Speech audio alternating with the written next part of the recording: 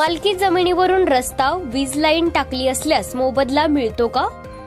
जर तुमच्या जमिनीवरून ग्रामपंचायत, जिल्हा परिषद किंवा सार्वजनिक बांधकाम विभागाकडून रस्ता तयार करण्यात आला असेल तर ती जमीन सरकारी वापरासाठी राखीव समजली जाते. तुम्ही त्या भागावर बांधकाम, भिंत, गेट, शेती इत्यादी काही करू शकत नाही. जर रोड बिनअधिकृतरित्या टाकला असेल तर तुम्ही संबंधित विभागाकडे तक्रार करू शकता किंवा जमिनीचा मोबदला मागू शकता. संबंधित कायदा काय सांगतो? जमिनीवरून नाला किंवा गटार जात असेल तर नैसर्गिक नाले सरकारच्या मालकीचे समजले जातात. अशा नाल्याचा प्रवाह अडवणे, भराव टाकणे किंवा बदल करणे हा गुन्हा ठरतो. महसूल अधिकारी किंवा ग्रामसेवक अशा प्रकरणात कारवाई करू शकतात. महाराष्ट्र इरिगेशन ऍक्ट 1976 आणि एन्व्हायरमेंट प्रोटेक्शन रूल नुसार वीज लाईन असल्यास तुमच्या जमिनीवरून हाय टेन्शन लाईन, ट्रान्सफॉर्मर किंवा इलेक्ट्रिक पोल गेल्यास तुम्ही त्या खाली बांधकाम किंवा झाडे लावू शकत नाही. ती जागा राईट ऑफ वे मार्गाधिकार म्हणून वीज विभागाला दिलेली असते.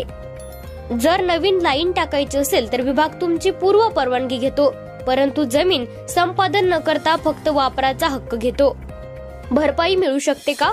हो, जर सरकार किंवा वीज विभागाने तुमची जमीन अधिग्रहण केली असेल तर मोबदला मिळतो. पण जर फक्त वापराचा हक्क जसे की वीज लाईन टाकणे घेतला असेल तर बहुतांश वेळा एकदाच ठराविक नुकसान भरपाई मिळते. काय करावे जर तुमच्या जमिनीवर असे काही असेल तर? सर्वात प्रथम 7/12 उतारा आणि फेरफार तपासून घ्या. त्या भागावर कोणते आरक्षण दाखवले आहे का? ग्रामपंचायत किंवा तालुका कार्यालय किंवा PVD किंवा MSEDCL कडे अर्ज करून तपासणी मागा. जर अनधिकृत वापर झाला असेल तर तक्रार महसूल अधिकारी किंवा तहसीलदार यांच्याकडे करा. आवश्यक असल्यास RTI माहिती अधिकार वापरून कागदपत्रे मिळवा. गाव नकाशा किंवा भू अभिलेख कार्यालयातून प्रत काढा. वीज लाईन टाकताना तुमचं पीक, झाडं किंवा बांधकामाचं जर नुकसान झालं असेल तर तुम्हाला नुकसान भरपाई मिळण्याचा हक्क आहे.